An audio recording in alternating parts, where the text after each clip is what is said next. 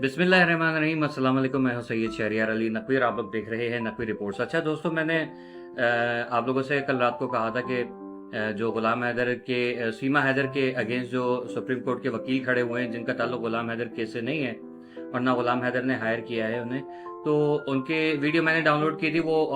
English में आ रही है मुसलसल ना, तो इसलिए मैं ये वीडियो खुद बना रहा हूँ। और उन्होंने जो है वो सबसे पहली चीज़ तो ये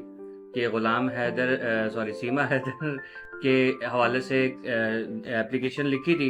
और एप्लीकेशन में उन्होंने बताया था कि जो भी उसके हवाले से इंफॉर्मेशन उनको चाहिए थी, एफआईआर उन्होंने दिखाई। उन्होंने सीमा हैदर के जो डॉक्यूमेंट्स थे वो दिखाए। अब उससे क्या होगा कि सुप्रीम कोर्ट से एक वकील जब खड़ा हुआ है, वो भी खास तौर पे हिंदू कम्युनिटी से है। सेकंड चीज़ ये सबसे बड़ी कि कांग्रेस के जो है वो वकील हैं, तो इस हवाले से उनको काफ़ी सारी सपोर्ट मिलेगी। अब अगर यहाँ पर इस केस में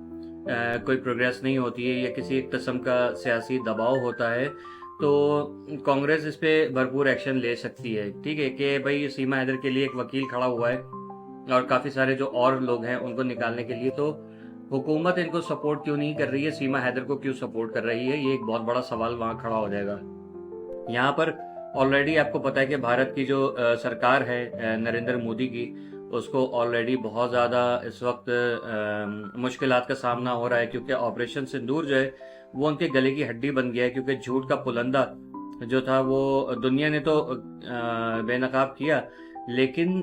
नरेंद्र मोदी खुद जो है वो इसको एक्सेप्ट नहीं कर रहा था और ना भारत के लोग जो है वो इसको एक्सेप्ट कर रहे थे। अब हुआ ये सीन है कि इसी चीज़ को क्या कहते हैं, कांग्रेस से भी आवाज़ें उठ रही हैं और इंडिविजुअली लोग भी इसके खिलाफ जो बातें कर रहे हैं कि ये ऑपरेशन सिंदूर, पहलगाम अटैक के कोई सबूत नहीं है, पाकिस्तान पे इल्ज़ाम लगा दिए और वो अपने ही लोग। अब आहिस्ता आहिस्ता आपको उन लोगों के ओरिजिनल नेम्स भी नज़र आने शुरू हो जाएंगे कि कौन कौन सा जो उसके अंदर इनका अपना सेंट्रल पुलिस रिजर्व का जो एहलकार है वो नज़र आना शुरू हो जाएगा, उनके नाम भी आने शुरू हो जाएंगे और फौजी जितने शामिल थे वो भी उनके भी नाम आना शुरू हो जाएंगे। ठीक है, तो उससे क्या होगा कि नरेंद्र मोदी को फिर और ज़्यादा मुश्किलात का सामना होगा और अपनी इज्जत बचाने के लिए हो सकता है कि सीमा हैदर केस या और जितने भी लोग हैं तो उनके खिलाफ जो है वो कोई ना कोई एक्शन लें और इन लोगों को वहां से डिपोर्ट करेंगे। ठीक है, ये एक बहुत बड़ी कार्रवाई हो जाएगी और मेरे ख्याल में चले जो भी होता है, थोड़ा सा लेट हो गया, लेकिन थोड़ा सा नहीं, काफ़ी लेट हो गया। शायद हमें जो है वो गुलाम हैदर के बच्चे अब पाकिस्तान आते हुए नज़र आ रहे हैं, लेकिन फिर भी अगर नरेंद्र मोदी की हुकूमत की ढिठाई देखिए तो मेरे हिसाब से जो है ना, मुझे ऐसा फील हो रहा है कि ये अभी भी कुछ ना कुछ गड़बड़ करेंगे, केस को लंबा लटकाएंगे। 10 दिन के अंदर जो है वो उनको जो भी डॉक्यूमेंट्स उन्होंने रिक्वायर किए थे वो उनके पास आ गए हैं। अब देखते हैं, उन्होंने कहा कि 15 अगस्त के बाद जो है वो बाकी चीज़ें होंगी और उसके बाद वो जो है वो एप्लीकेशन लिखेंगे, दरख्वास्त लिखेंगे अदालत को भी कि इस केस के हवाले से, यानी कि वो जो अपने स्टेट वर्सेस सीमा हैदर वाला केस है ना, वो जो है वो लड़ेंगे और उनकी एप्लीकेशन अगर ग्रांट हो गई तो समझ जाइए कि फिर काफ़ी आसानी होने के चांसेस हैं। नरेंद्र मोदी से कोई उम्मीद नहीं है कि वो अपना सियासी असर और रसूख इस्तेमाल करके इस केस को फिर लंबा घसीट ले। ठीक है, लेकिन देखते हैं कि आगे होता क्या है। अच्छा, यहाँ पर आप लोगों को ये बात वाज़ेह हो जानी चाहिए कि देखें, ये सीमा हैदर केस में बेसिकली डायरेक्टली सीमा हैदर के ही ऊपर केस नहीं किया है, बल्कि जितने भी और वहाँ पर भारत में लोग पाकिस्तान से या बांग्लादेश से या रोहिंग्या से कहीं से भी गए हैं, उन सब के खिलाफ वो काम कर रहे हैं। ठीक है, तो इसमें ये कोई समझे नहीं कि गुलाम हैदर के हायर किए हुए वकील हैं। ठीक है, हो सकता है एक नज़र मेरी जो है वो इस तरफ भी गई कि हो सकता है चुप छुपा के ये वकील जो है वो गुलाम हैदर के लिए हायर किए गए हों, लेकिन पब्लिकली सामने जो है वो साबका वकील को जो है वो रखा गया हो। ठीक है, मामला बहुत आसान थे अगर ये हल हो जाता केस काफ़ी, लेकिन वो प्रोपागेंडा करना पाकिस्तान के खिलाफ, आप देखें जितने भी भारत के हमारे भाई बहन देखते हैं, हमें सुनते हैं, नरेंद्र मोदी और उसकी हुकूमत ने हमेशा पाकिस्तान के खिलाफ जो है वो महाज खड़ा किया, करते खुद हैं, नाम पाकिस्तान पे लगा देते हैं। आपको एक सिख का जो है वो वीडियो आप लोगों ने कल मुख्तलिफ प्लेटफॉर्म पे और इंडियन चैनल्स पे देखा, जो भारतीय असेंबली में उसने कहा है कि ये पहलगाम अटैक और राफेल गिरे, जहाज गिरे, अब ये सब लोग सबूत लेकर आ रहे हैं। तो मेरा ख्याल में भारत के जितने भी लोग हैं जो नरेंद्र मोदी के भक्त कहे जाते हैं, उन लोगों को अब एहसास हो रहा होगा कि झूठ ज़्यादा देर नहीं चल सकता, झूठ के पैर नहीं होते, ठीक है ना, तो वो ज़्यादा दूर तक नहीं भाग सकता, ठीक है, रेंग तो सकता है लेकिन भाग नहीं सकता। अब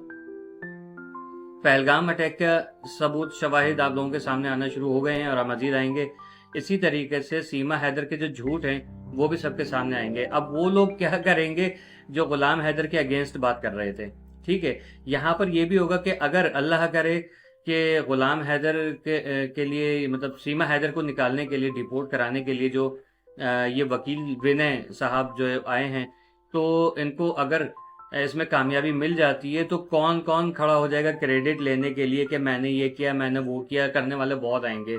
बड़े बड़े भी, छोटे छोटे भी। और अगर वो आ जाती है, जैसे मैंने कल भी कहा और मैं अक्सर कहता हूँ कि सीमा हैदर अगर पाकिस्तान आ जाती है तो उस पे उसको किसी किस्म का कोई थ्रेट नहीं है, ठीक है, उसकी सिक्योरिटी, उसके बच्चों की सिक्योरिटी, सारी चीजें जो है वो हुकूमत पाकिस्तान और हमारे इदारों की जिम्मेदारी और हम सबकी जिम्मेदारी, इंशाल्लाह हम उसको पूरे तरीके से, बीइंग पाकिस्तानी में बात कर रहा हूँ, कि हमारे इदारे उसको टैकल करेंगे। कोई जान को उसकी खतरा नहीं है, वो झूठ बोलती है, पाकिस्तान में उसके ऊपर कोई जुल्म ज्यादती नहीं हो रही थी, अगर हो रही होती तो जितने कहते हैं ना कि कल एक साहब कमेंट कर रहे थे कि जो सीमा, जो सच्चा हिंदुस्तानी है वो सीमा को भाभी कहेगा, सपोर्ट करेगा। देखें, वो आप लोगों को हमेशा मैं कहता हूँ कि आप लोग जो है बड़े मासूम कौम हो, आप लोगों को इमोशनली ब्लैकमेल किया जाता है और आप लोगों से सिंपैथी हासिल की जाती है और आप लोग जो है वो उस चीज में आए हुए हो, ठीक है, भावनाएं जैसे आप लोग कहते हैं, ठीक, तो भावनाओं में डूब के जो है ना आप लोग मर जाते हो हर दफा, और इस चीज से बाज रहिए। इसमें कोई ऐसी चीज नहीं है कि जिसपे आप कहें कि नहीं यार सीमा के साथ बहुत जुल्म हो रहा है। सीमा हैदर अगर एक मासूम औरत होती ना तो वो उसके जो है ना इतने यार नहीं होते। शरीफ औरतें शौहर के जुल्म सह लेती हैं लेकिन गैर मर्दों के पास नहीं भागती। नसीमा हैदर ने वही किया कि शौहर को भी लान तान की और उसके बैक पे या उसको धोखा दे के जो वो गैर मर्दों के साथ नाजायज ताल्लुकात रखे। ऐसी औरत या ऐसा मर्द जो है ना वो बेवफा होता है और जालिम होता है। उसने अपनी औलाद का कोई ख्याल नहीं किया और पता नहीं इमोशनली ब्लैकमेल किया है या उसकी वीडियोस बना के एआई से या क्या कुछ किया होगा। ये सब चीजें फजूल हैं। कोई भी कहती कर लो जो करना है कर लो, ठीक है, फिर यहाँ पर मर जाती लेकिन जो है वो गुलाम हैदर को और बच्चों को जो है वो दाव पे नहीं लगाती। आप उसकी वीडियोस देख लीजिए उठा उठा के वो मुसलसल पाकिस्तान में रहते हुए एक अजीब से घर के अंदर ठुमके मार रही है, नाच रही है, मेरी माँ हिंदुस्तानी, मेरी सास हिंदुस्तानी, मेरा पति हिंदुस्तानी, इस तरीके से कर करके उसने आप लोगों को चे बनाया। और अगर इसको शुरू में ही ये क्या कहते हैं नागरिकता वगैरह जो भी आप लोग कहते हैं वो मिल जाती ना तो इसने सचिन को लात मार देनी थी। ये सचिन की नहीं है ना सचिन इसका, ये कॉन्ट्रैक्ट बेस एक समझ लें इंडिया से ही हायर की गई थी। इसको आपके किसी सियासतदान को निशाना बनाना था या सिर्फ पाकिस्तान को ही जो है टारगेट करना था, बस ये मामलात हैं। आप लोग इस चीज को समझ नहीं रहे। लेकिन जब सीमा वापस आएगी यहाँ पर आके बोलेगी तब भी हम ये नहीं कि उसको सपोर्ट करेंगे, हम देखेंगे कि इसकी बात में कितनी सच्चाई है, क्योंकि फेस रीडिंग थोड़ी बहुत हमें आती है, बॉडी लैंग्वेज हम भी पहचान लेते हैं कि कौन कितना बड़ा सच्चा कितना बड़ा झूठा है। आप लोगों के ऊपर भी डिपेंड करता है। बहरहाल वीडियो पसंद आई होगी, उम्मीद करता हूँ लाइक करके शेयर कीजिएगा, चैनल पे नए हैं सब्सक्राइब करके बेल आइकन दबा के ऑल पे क्लिक कर दें और अपनी राय से आगाह जरूर कीजिएगा। अल्लाह निगहबान।